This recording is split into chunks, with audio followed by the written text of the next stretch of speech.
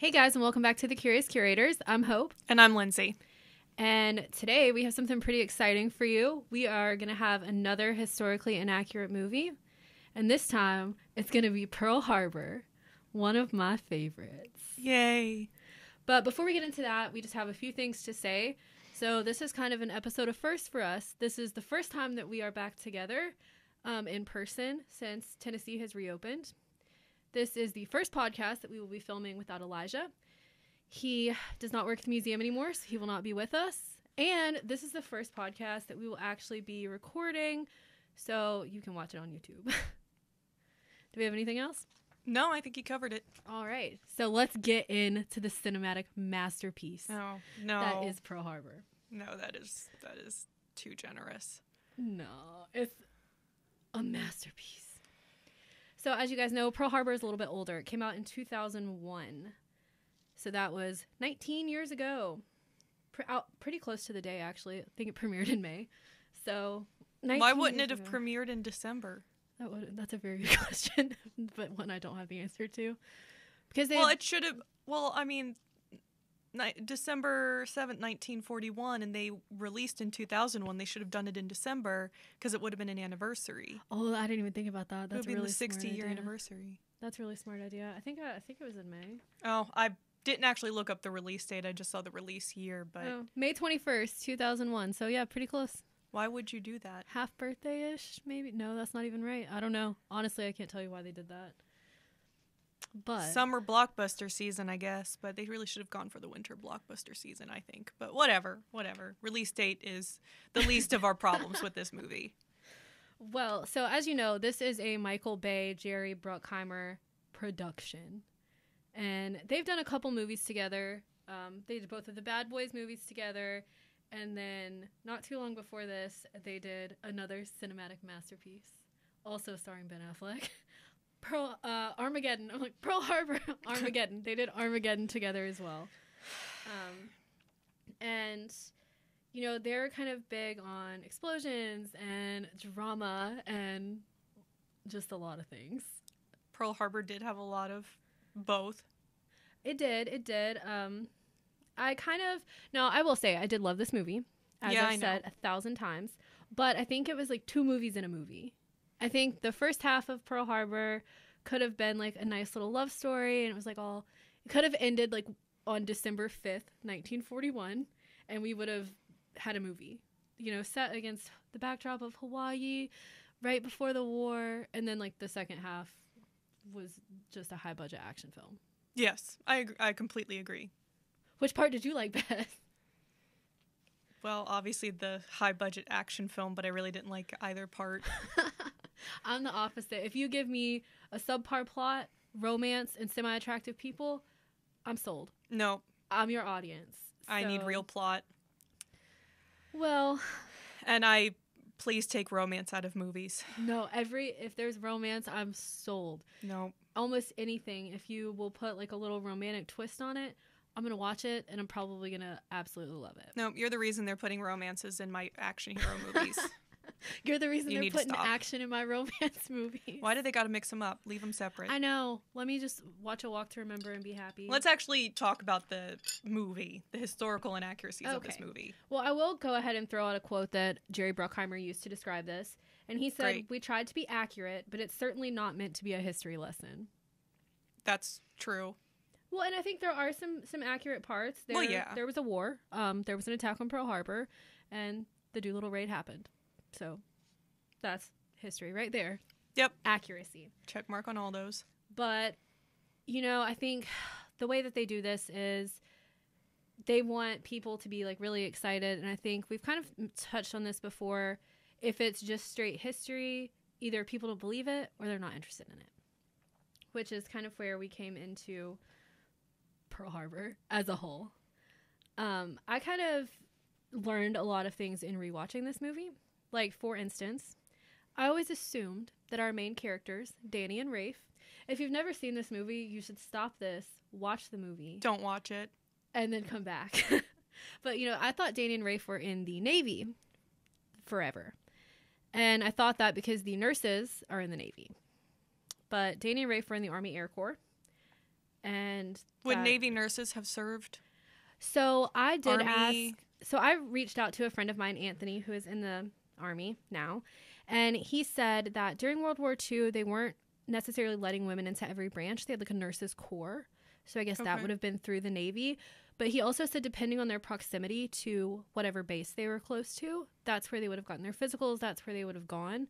So if they were close to, any kind of Navy base, that's well, just I mean, they were gone. also served by those nurses when they were at Pearl Harbor, too. But they were Army Air Corps. Yes. So, well, there's not an Army base on Pearl Harbor, I think. It was like airfields and then the Navy base there. So I also wondered if the white nurses would serve black soldiers. I don't think so, no. It would have been like black nurses for black soldiers. So like the whole part where she's helping Dory Miller, that wouldn't have happened. Poor Dory Miller. I know. He was a hero in this movie. Well, his name is also Doris because his mom wanted a daughter. Oh. And I guess that's why they call him Dory, but he was played by Cuba Gooding Jr. and his story was relatively factual. Oh yeah, it was absolutely factual, but he was it was factual, but he served no purpose in this movie. No, just I think if you took him out, nothing would have changed. Right, his whole purpose was just to show to have a color element, I think, to not have a completely whitewashed cast. And also, I think to show that other people are heroes besides our two made-up characters that we kind of use. Because Danni and Rafe are stereotypes. Maybe we should actually summarize the film. Okay. Well, I can give you a nice summary that Roger Ebert, the film critic, wrote. Ebert, yeah. Okay. So Pearl Harbor is a 2-hour movie squeezed into 3 hours about how on December 7th, 1941, the Japanese staged a surprise attack on an American love triangle, which is basically what happened. And then they're, our heroes, as we're going to call them, go on a raid of Japan. Basically, the Doolittle raid. They train for it, and then they do it, and that's kind of when the movie ends. Basic summary of the movie is there are two childhood friends, Danni and Rafe. They're from a farm in Tennessee. Yeah, and we'll get to that. Danni and Rafe end up serving in the Army Air Corps together. Rafe falls head over heels for a Navy nurse, but he ends up going to Britain to serve in the Eagle Squadron. Then his plane gets shot down. Danni, his best friend back home, tells his sweetheart, the Navy nurse, that happens, and a romance blossoms between the two of them, kind of coming together after Rafe's death. Then Rafe comes back. Yeah, because Rafe didn't die. He was just in occupied France waiting to come back. And as luck would have it, Rafe comes back on December 6th, 1941. And then the next morning, the attack on Pearl Harbor by the Japanese. And they are quite heroic, and they hop in planes and are able to take down quite a few of the Japanese planes. Well, 7 out of 350, so, I mean... Well, it's better than nothing. And then they get recruited for the Doolittle raid, which would be an attack on mainland Japan. And after the raid, Danni dies. And at this time, we also, a little bit before that, we find out the nurse is pregnant with Danni's baby. Yes. But Rafe ends up marrying her and raising Danni's son because Danni dies. Yes. Well. Yeah, I know you're bitter about that, but let's actually talk about the historical inaccuracies of this movie because, like I like to start out at the beginning by nitpicking. 1923 and they were crop dusting. Exactly. You should be so proud I wrote that in my notes as well. Good. So the first plane crop dusting that ever happened was in 1921, but the first commercial use was in 1924 in Macon, Georgia. And 1923 in Tennessee. Yes. So they show the opening screen 1923 in Shelby, Tennessee. And Shelby's a county, by the way, not a city. Maybe it's like they just have a farm there and they don't live in a town. Yeah, but it said like Shelby, Tennessee. Wouldn't they say Shelby County, Tennessee? Plot. No, that has nothing to do with the plot. That was on the side of the plane. But he had a commercial crop dusting business because his plane had a logo and everything. It said like Macaulay Crop Dusting or whatever. And that wouldn't have happened. And all they had to do was change the year by 1 year. Right. Why? I don't understand why they did that. I think there's a couple things like that happen that it could have been fixed so easily just by, or even changing, like, why couldn't it have been like 1933 and they made them a little bit older? Well, I mean, you could have kept the same actors, kept everything else. You just changed the little subtitle in the beginning that said 1923 to 1924 or 1925. No one fact checked. Yeah, clearly. And that's basically just sort of a show to show us how interested they were in flying. Because they fly a little bit, or the plane like bounces along a little bit. And yeah, I hate that scene. Yeah, it's not the best scene. But then, we cut to our grown up boys in 1941. Yeah, and there were a lot of things about like the recruiting process that were correct. They did widely use the yellow fever vaccine.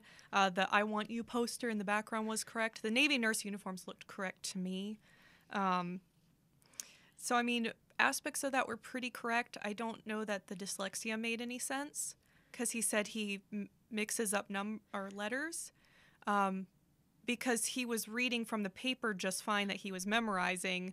But then when he looked at the eye chart, he said he mixes up letters. Well, and you saw later in the movie he had no problem reading and writing letters. Yeah. Like he was fully, I think that was just like a plot, like there had to be something wrong so they could meet. But yeah, I didn't think the dyslexia made sense because it was literally never touched on again. Well, at the very beginning, they kind of talk about it. Danny is showing him how to spell something. But then again, they were very young children, it seemed like. So, I mean, I misspell words and, that happens. No, my thing was he could read what was on the paper just fine because he was memorizing what was on the little sheet of paper so he could pass his eye exam. It would have made more sense if he just had vision issues. Yeah, and that it didn't make sense, and then it was never touched on again. And I think if they had continued to like deal with it a little bit, maybe it would have made more sense later on somehow, but it didn't. Yeah, but. Like the whole, another thing that I was interested in, this is skipping forward a little bit, but you know how they're getting ready to go out with the nurses? All the guys are, this little group. And you notice they get dressed in their uniforms. Like they don't get dressed in everyday clothes. I didn't pay that attention to that. So they're all in their uniforms, and they're like being like guys, and they're like, you just put this under your eye and you cry a little bit. So I wasn't sure if that whole uniform thing was like kind of realistic because today you don't really see like military guys just like out and about like getting ready to go out and putting on their uniforms to like go have a night on the town. So again, I feel like that was done more in World War II. I could be incorrect on that. That's why I was told that. I was even told that maybe they had to do that it was like like they were supposed to wear those out because then they would know to call the MPs, not the regular police as well. They wouldn't be sent to a regular jail, but they would be sent to like a military jail. So I thought that was kind of an interesting thing because I honestly I looked that up because I never knew it because if you watch a lot of movies, they're always in their uniform like all the time. Like they go home, and they're just like wearing their uniform at their house. And apparently it was pretty common to actually do that, whereas now that's just not a thing that happens. So if anyone else was curious about that, it wasn't just a plot. It wasn't just to make us remember that they were in the military. I feel like this movie got a lot of small things wrong, but also got a lot of small things right. So they had The Great Dictator playing, Charlie Chaplin's movie, right. Which was released at Halloween of 1940.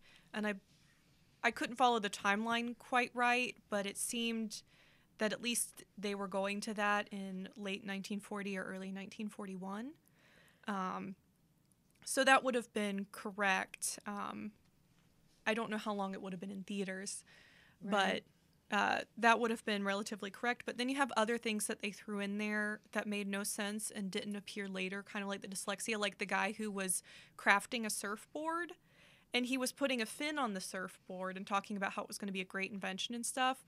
The fin was already on the surfboard by then.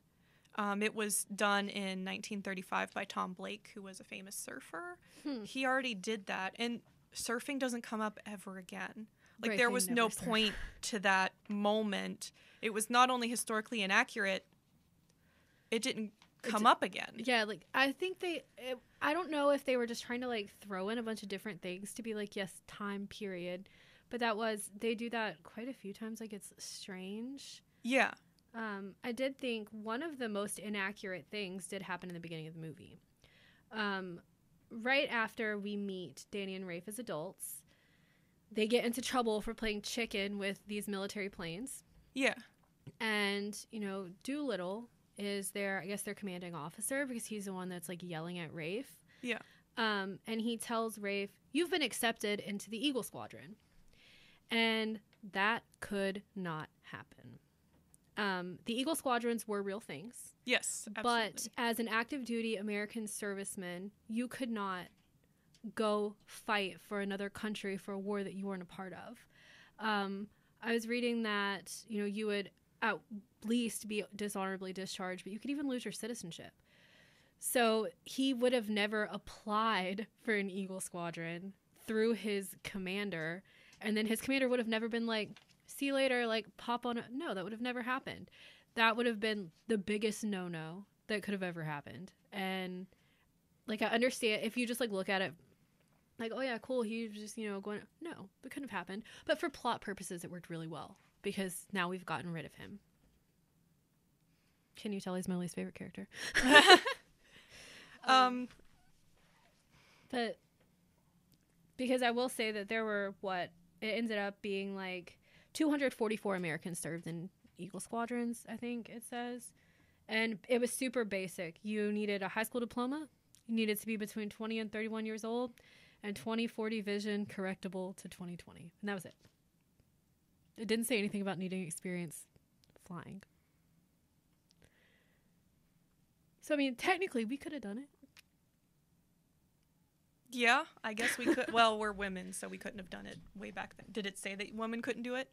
Not that I read, but... All right.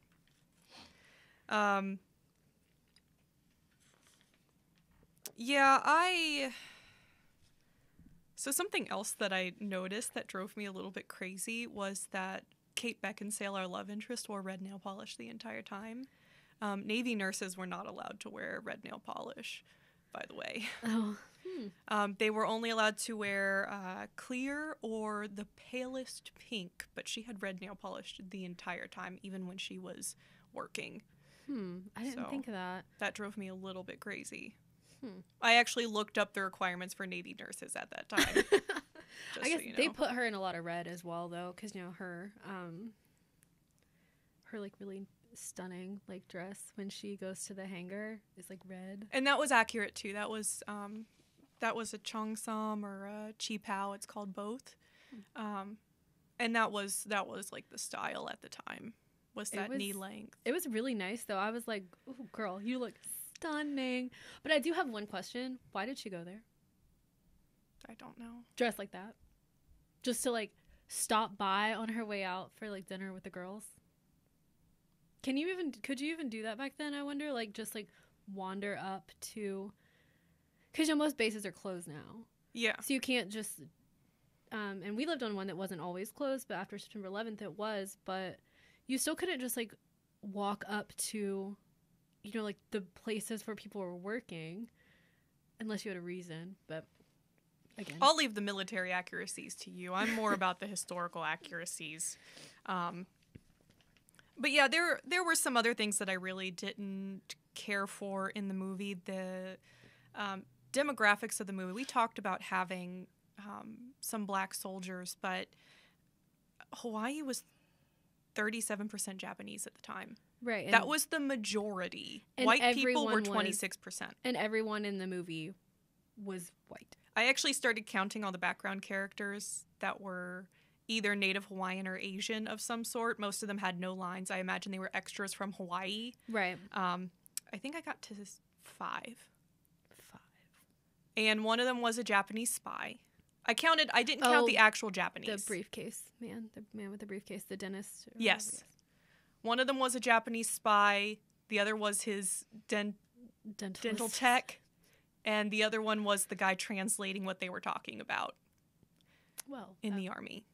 That's actually really Those sad. are the 3 that had lines. That's actually really sad. Yeah, but Hawaii was 37% Japanese. And I feel like, they weren't the enemy. And especially because the movie skips over the internment camps, which was kind of FDR's response to Pearl Harbor, was to have these internment camps. And not only do they skip over the internment camps, they skip over that there are plenty of Japanese Americans. Like the doctor or the nurse that's like after the attack when she's outside and he says like, get away from me. Yeah. The soldier. And that's like the only bit of any kind of racism we see in the entire movie. Yeah. It's one, the one Japanese doctor. And it's or one line. Asian doctor. It doesn't, right. He doesn't actually say, he could have been Chinese. We don't know. Right. It's one line out of a 3-hour and 4-minute movie. Yeah. I don't know, let's talk about the attack itself. Okay. I think. So, clearly this happened. We kind of call it like a day of infamy in the United States. But this happened just before 8 a.m. on a Sunday. And just kind of starting right there, I had a couple issues about the time of this attack. So when we're kind of getting the shots of everyone in the morning, the sailors are all in bed in their berths in the ship. They're all in bed. But if you read about like Doris Miller's day, they'd already served breakfast. They wouldn't be in bed. Some of them were in bed, though. But then every other person on the whole island was, like, out having a full day.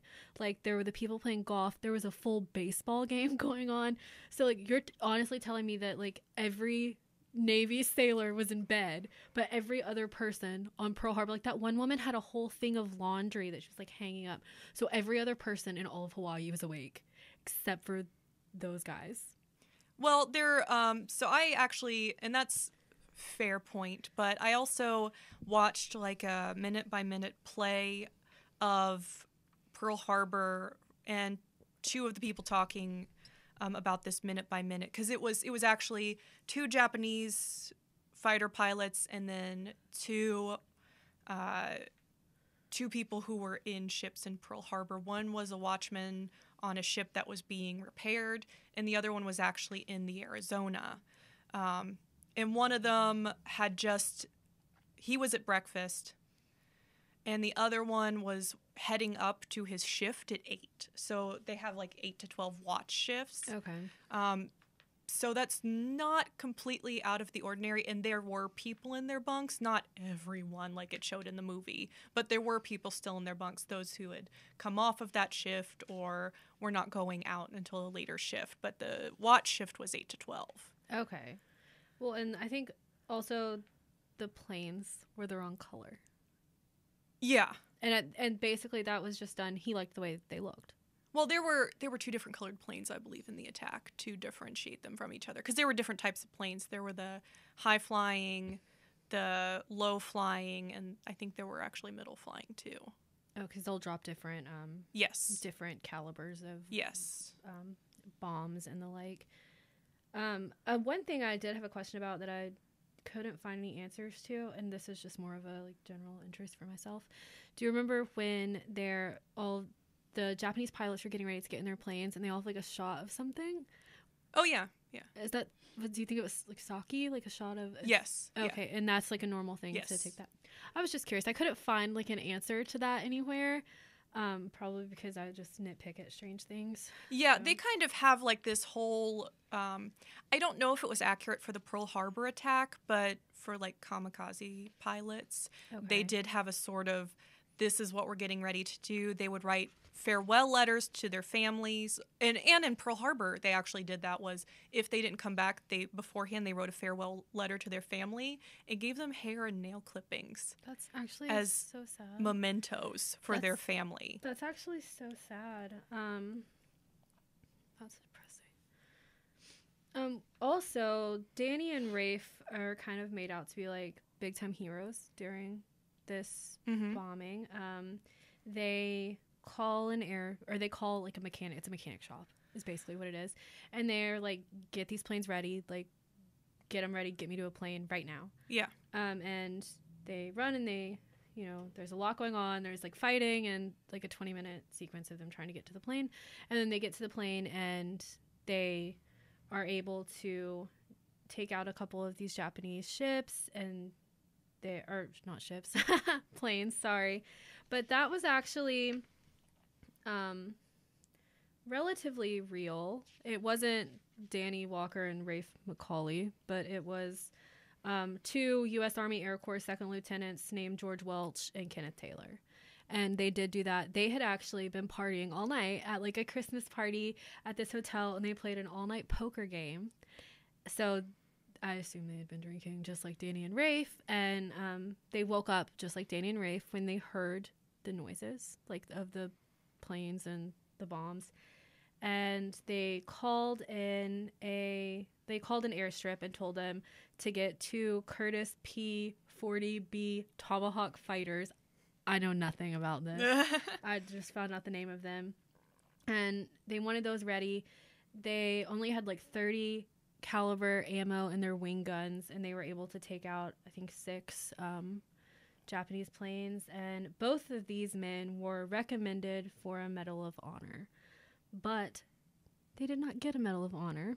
They each got a Distinguished Service Cross. Because they were, I assume, not heroic enough at that point to get one. But do you know who did get a Medal of Honor? Doolittle was awarded a Medal of Honor after the raid. That's neither here nor there. Did I miss it in the movie? Were there submarines?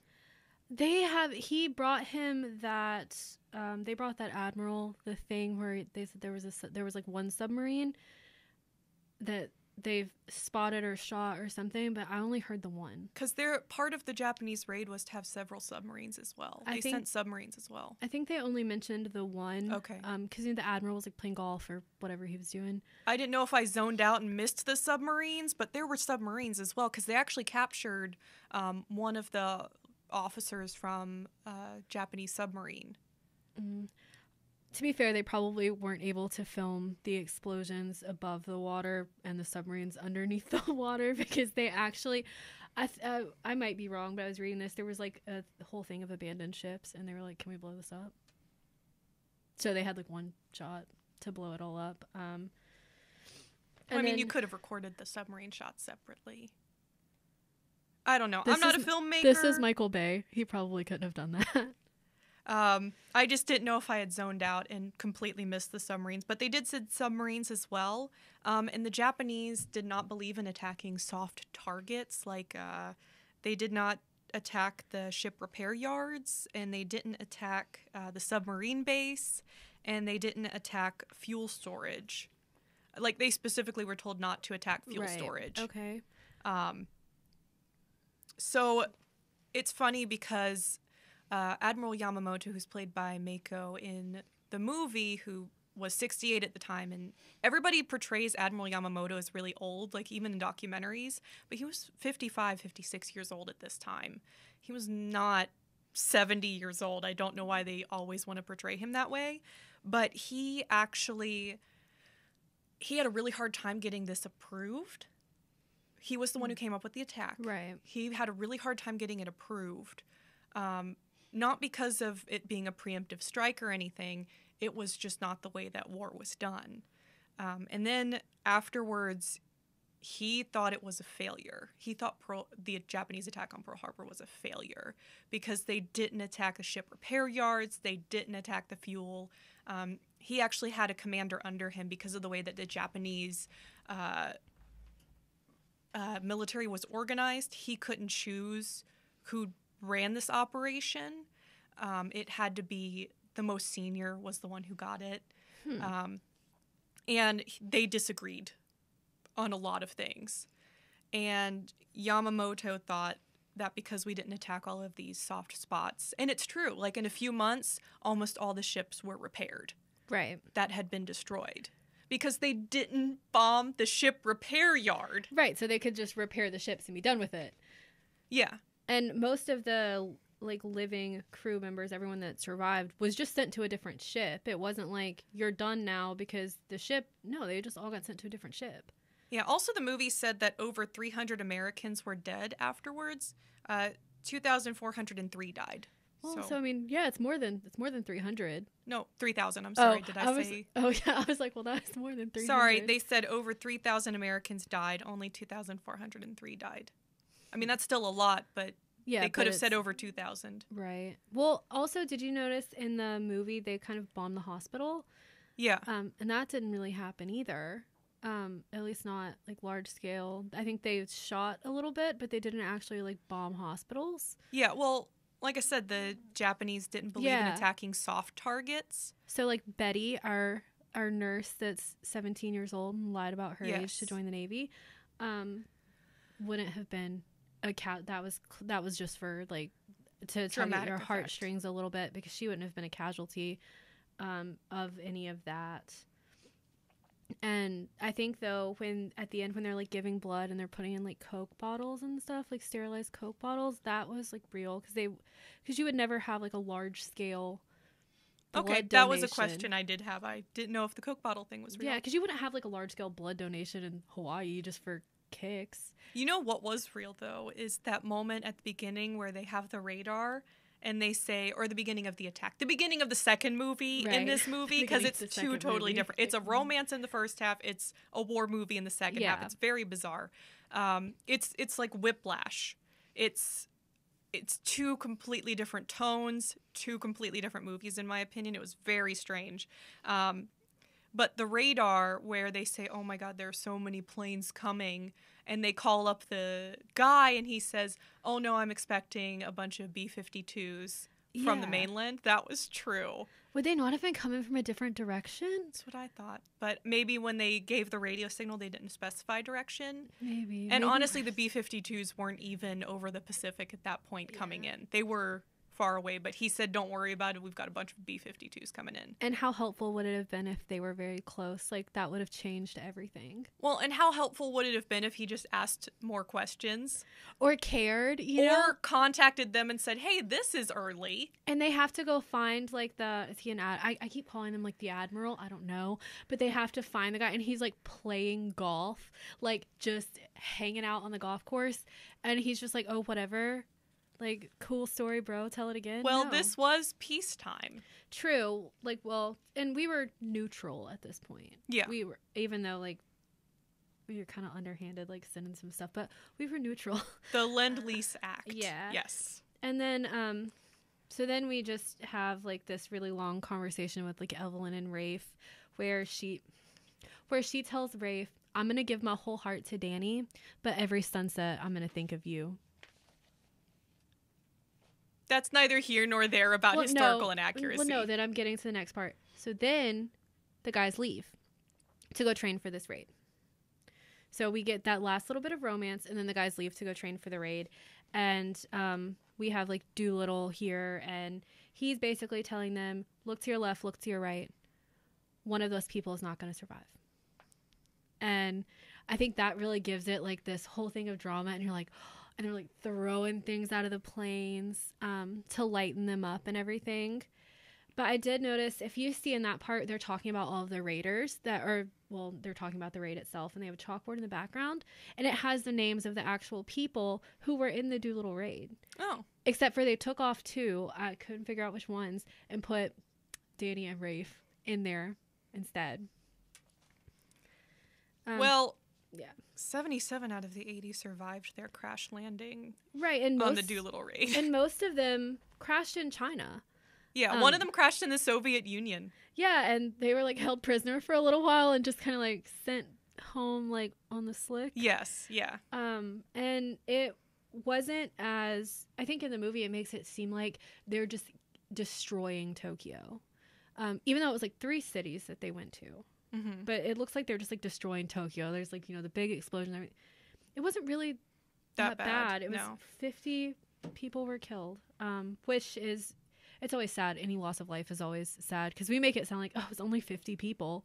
Any loss of life is always sad, but they really just made it seem like it was going to be this thing. You know, it was just like this huge thing. Like, no, it was for morale. To bring up American morale and to bring down the Japanese morale. I do want to talk about a few of the stories that were touched on, but not really explored in the way that they should have been. Okay. So, for example, we talked about Doris Miller, who had nothing to do with the plot. They just wanted to throw him in there. He did stay by his captain's side and take him to. He was critically wounded. Get him out of the way. Try to save him during the bombing of Pearl Harbor. That was a devastating scene. Then he took and he was a mess hall attendant, and he took the anti-aircraft gun, which he had no training on, to fire at the planes. And he was awarded the Navy Cross for this, but he was still like relegated to being a cook. Yeah, and they never talk about that. They say, oh, he got the Navy Cross for his bravery, and they still made him a cook. But then, but I think and he died 2 years later. Yeah, his story is like devastating that he was on another ship, and because he was like presumed dead, and like only 200 of the crew of that ship even survived the sinking of it. And I think that's so sad. Like, war is a horrible thing because like after everything, like you live through that, and then it's not over. Like, I think that's and horrible. Then they don't mention the Japanese internment camps at all. And then there's this moment where they're listening to the radio and they hear Orphan Anne on the radio as they're going out towards the aircraft carriers for the Doolittle raid. And that was a real thing. She was called Tokyo Rose by the soldiers. And it's so sad. She was a Japanese American. Her parents were Japanese immigrants. She was American. And she went over to Japan because her aunt was sick. And got trapped because Pearl Harbor happened while she was there. And she couldn't stay with her aunt because she was an American citizen. She couldn't leave the country because she was an American citizen. But her parents couldn't send her money because they were in a Japanese internment camp. Oh, that's horrible. And she ended up getting recruited by the NHK radio company to broadcast in English to try to transmit all over the Pacific to drop American morale. And 10% of people said that it dropped their morale. The rest of them did not say that. And even one person said it always felt like she was on our side. All the GIs thought she was on our side. That gives me chills. That's so sad. She got, afterwards, she was charged and convicted of treason in a rigged trial. It was the longest and costliest trial of the time, which had a verdict of guilty without evidence. And she had to be pardoned in 1977 when people revealed that they'd been forced to perjure on the stand to accuse her of doing all of this stuff. So her story is really tragic, and you only hear just that one moment where she calls herself Orphan Anne. Her name was Iva Toguri. That's so sad. Iva, I think is how you pronounce it. And then something else about the Doolittle raid that they totally don't address is the Japanese hit back, but they didn't really hit back the Americans. The Japanese reprisals cost the death of 250,000 civilians and 70,000 soldiers in China with regards to this raid because the Chinese helped them. Right, and there was like a kind of war going on between So China over and Japan. 300,000 people died for this Doolittle raid so they could kill 50 Japanese people on the mainland. Yeah, and not even damage the And it was so heroic and everything, but 300,000 people had to die as a result of what they did. That's actually infuriating. I think the last thing maybe we can touch on is the stereotypes that this movie actually has, because I don't feel like the main characters especially are that fleshed out. Well, no. They're stereotypes, right? Like Rafe is that like kind of frat boy type. He's like super confident, like to the point of almost being cocky, I think. But he's like very charismatic. He's very attractive, but he has like something that kind of makes us feel for him. And I think in this case, feel for him. The dyslexia, like you feel bad for him for that like 2 seconds that he has that. He has this like shy best friend that's more attractive than he is, but is very shy. And then he kind of is always the guy that gets the girl. So I think you kind of go into that knowing. And then Danny is the shy, quiet type, right? He always has to make some kind of huge profession of love, which is what he did when they ran into each other the morning after their flight through the harbor. when she shows up in the red dress. That's fine, yeah. He's like kind of the boy next door, and he's like a good guy. He doesn't do anything bad. Like, he gambled that one time, but like everyone was doing it. And then Evelyn is the girl next door. She's bombshell. She helps people. She has a good job. I've never had a neighbor who looked like her. So let's same. put that out there. I've never had a neighbor that looked like any of them. And then you have like this perception of like the American heroes.